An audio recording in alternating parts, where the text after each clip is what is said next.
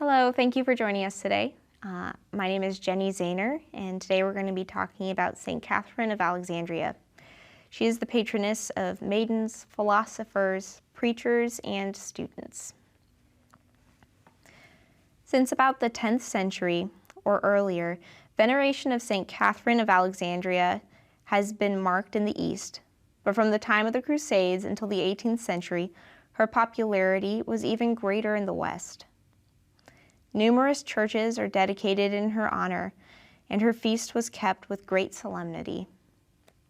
She was included among the 14 holy helpers and venerated as a patroness of maidens and women students, of philosophers, preachers, and apologists, of wheelwrights, millers, and others.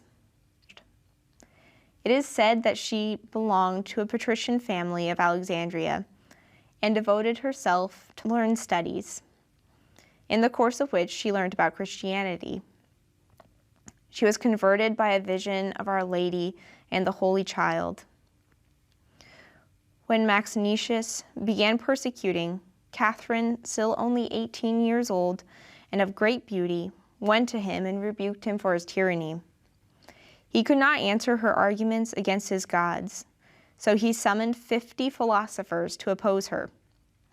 These confessed themselves convinced by the learning of the Christian girl and were therefore burned to death by the infuriated emperor. Then he tried to seduce Catherine with an offer of a consort's crown, and on her indignant refusal, she was beaten and imprisoned. The king went off to inspect a camp. On his return, he discovered that his wife, Faustinia, and an officer had gone to see Catherine out of curiosity and had both been converted, together with 200 soldiers of his guard. They accordingly were all slain, and Catherine was sentenced to be killed on a spiked wheel, whence our Catherine wheel. When she was placed on it, her bonds were miraculously loosened, and the wheel broke, its spikes flying off and killing many of the onlookers. Then she was beheaded, and there flowed from her severed veins a white, milk-like substance.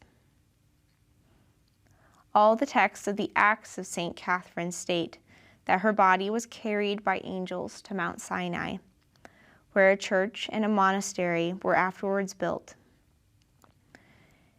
In 527, the Emperor Justinian built a fortified monastery for the hermits of this place, and the supposed body of St. Catherine was said to have been taken there in the 8th or 9th century, since when it has borne her name, and the alleged relics of St. Catherine still repose there in the care of monks of the Eastern Orthodox Church.